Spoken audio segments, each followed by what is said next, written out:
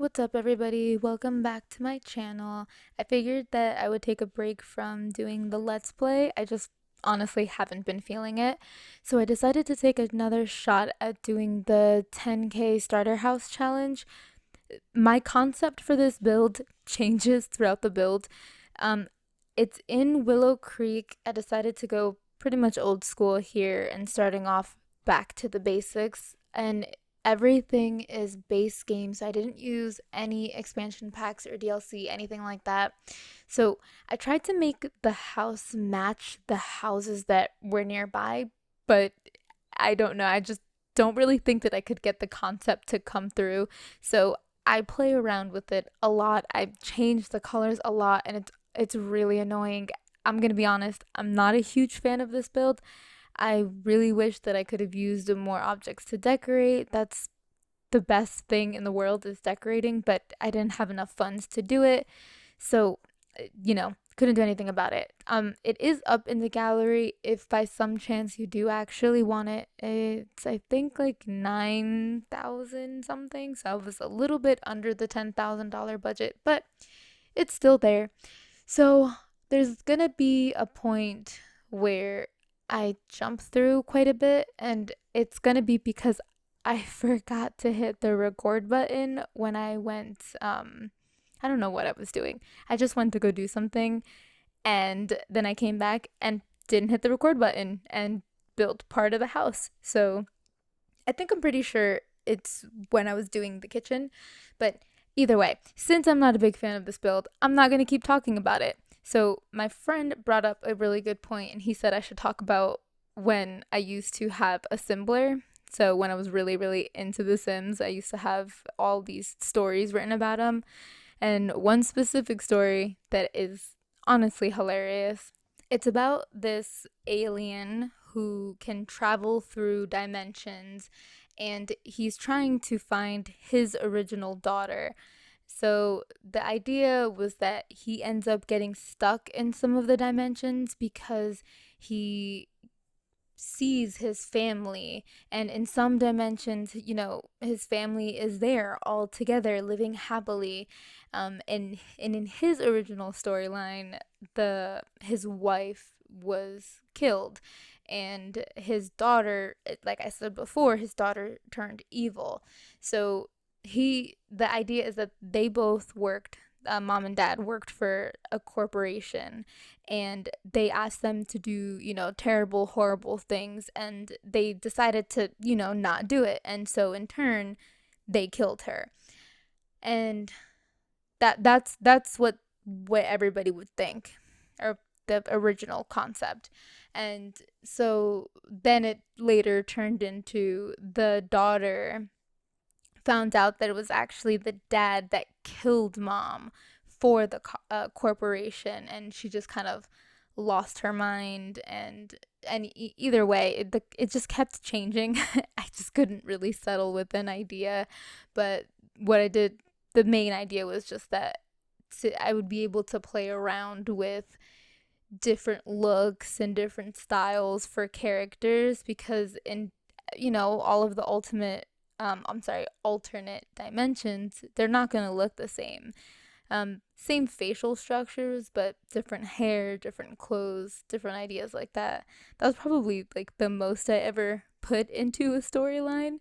Other than that, it was just kind of simple things. I would post pictures of let's plays or challenges and other things that I was doing. I don't think I ever really necessarily got popular on Tumblr. I think I have maybe, I don't know, 500, 600 followers, something around the lines, but I never stuck around, so that could also be it. I tried, making CC, which I did talk about before, and I probably couldn't do it again. I honestly don't even remember how to make anything. Maybe I could get away with making a shirt. That's about it. It's also so much effort to put back into, getting into storylines or stuff like that. But when I build houses, I go back to that old self where I start to think about, oh, what kind of family would live here? And I think that that's really fun. So I guess the main idea for this house was that you could be in here, probably a single mom or a single dad, and you'd have, a toddler. So the idea is for a toddler, whether it be a boy or a girl, it doesn't necessarily matter.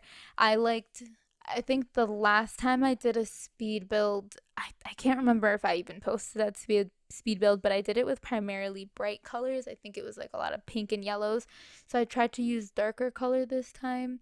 Um, and then I'm gonna be honest, I kept forgetting that I had a limit with money.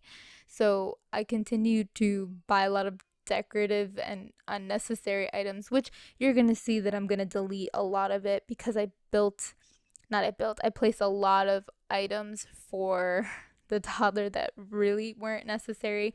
But again, the final will be a lot different from what you're seeing right now. I'm gonna delete a lot of it to make money for, everything else. It comes together. It's fine. Either way, it's not the point. So, there's it's all functional because I did leave the bookshelf in. I did put a toy box in. I'll put it in eventually. I really wish I could have kept the double bed, but I wanted to make the kitchen slightly bigger.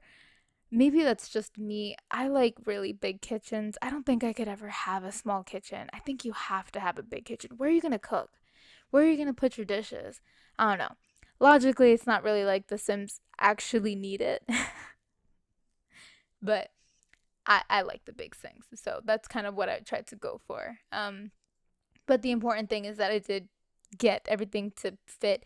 I think I did forget to put a trash can outside. My bad. Since there's leftover money, I'm pretty sure it could be afforded. You could afford it anyways. It's fine. It doesn't matter. You'll be okay.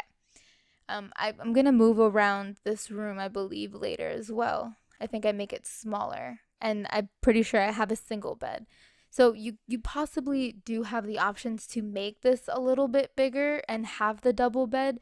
I know that for some reason scooting doesn't always work. That was another issue that I had with, because I thought about it, and I know that for some reason not everybody's game, their Sims can't always scoot over to make room for the other Sims. So if I put a bed against the wall, then some people are like, hey, I can't fit my Sim in there. Well, I'm sorry, it works in my game. I don't know why it doesn't in other people's. I do know I had a problem with it in the beginning, and then one day it just, hey, I'm gonna work. So here I was going to have the idea, where you can have come in, you can place your shoes, and it would be great. But then I forgot that I put it on a raised platform. So that just was not going to work. So so many ideas that I had for this, and I think it just made it that this entire build ended up being all over the place. And here's that jump cut where I did place all these items for the kitchen, and then I realized, hey, you didn't hit the record button. So I ended up deleting it anyways because I didn't like the way that it looks. I need to do a build where maybe it's like unlimited money or something, or go big or go home. I'm not really good at baking. I'm not really good at making big builds or large houses. I don't know how to build big houses. I might try. I just don't know how to decorate. I don't know. I feel like it's almost too much space that I don't know what to do with it. I've also only ever lived in small places, and my dream house is a tiny house. So I never know what to do with big houses. But I will do it eventually. The point of this is to grow, and doing this, I'll at least be able to compare and contrast where I was to where I am now. I wish that I was the type of person that kept their old builds, but I'm most definitely not. I don't like things that are cluttered, especially on my computer or pretty much anywhere. So if I don't like it, or if I'm like, no, I never use this, I hate this is ugly, I'll just delete it. Sometimes I regret that, sometimes I don't. At this point, I would regret it because it would be nice to be able to go in and just say, redecorating one of my old builds or fixing my builds, but I can't do that. I wish it was an option, but either way I can't. So I definitely have made a lot of progress. I think watching other builders, at least really, really talented ones, it helps so much because you get so many ideas from other people, or you learn to do things that you didn't even know you could do. I think I played this game for what? Maybe a solid year before I realized if you hold Alt, you can move the items nice and slowly and you can actually make them fit better instead of just what is it, linking to just one spot. It's so annoying when you do that. As well as, besides knowing Motherload, I didn't really know any other cheats, and I never used debug items to decorate or to do anything, which, again, all a learning process. So if you think you're a crappy builder, just remember we were all there. And I still don't think I'm the greatest builder in the world, but it all takes time, and I will eventually hopefully get better. But who knows, I might not. I might just be crap forever. Either way, that was completely off of the story that I originally wanted to tell you. This is just how this goes, isn't it? Just continue to ramble on until I find something to talk about or that I want to talk about. But either way, you can see here that I started realizing, like, hey, I'm losing a lot of money here, and I haven't even decorated the walls. I ended up realizing I didn't have enough money to completely decorate the floor. So you're going to see me shortly here play around a lot with what am I going to delete so that I can have some floor tiles here, because I'm not just going to leave them looking, nice and plain. Oh, and I think I did also forget to put the fire alarm, which is dangerous. So I'm sorry. Try to remember to do that if you end up downloading this build. Again, I don't think it's that great, but I'm not really used to using too many base game items. I'm definitely used to using a lot of debugs, especially in something like a 10K home. I have another one on the gallery that is much, much better if you have more of the packs, because that one uses a lot of the packs. And oh yeah, it's so much more pretty. I also made it very overgrown, but I've said this before, I enjoy the overgrown look, and I'm not sorry for it. I know not everybody does, but it's fine. Also, if there is something that you want me to try to build, or a style or something like that, definitely let me know, because there's always the want to try something new, and it's hard to get away from a style that you're used to, which normally I would love to make everything on the outside just black and white, because those are my favorite colors. I think I just genuinely like modern builds the best, but then on the inside I would make them probably super bright colors, and maybe like neutral colored rooms.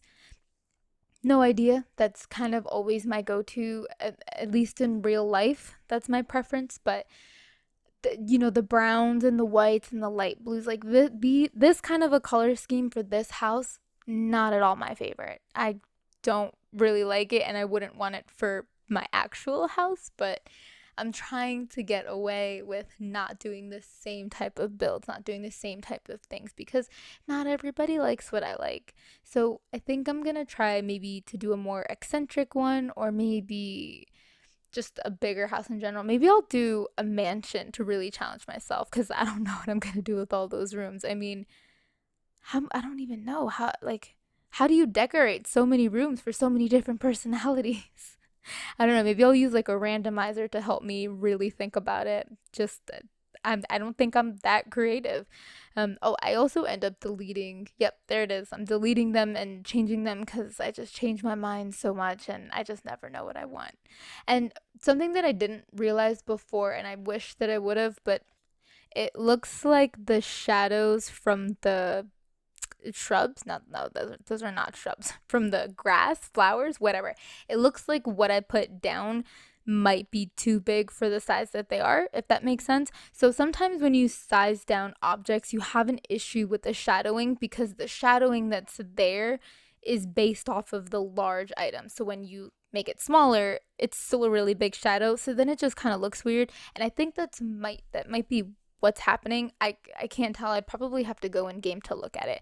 But either way, we're coming to the end of this video. Thanks for just literally listening, to me babble and babble and babble. But please like, comment, share, subscribe. Let me know what you think, even if you hate it. I appreciate it all. Thanks for watching, guys.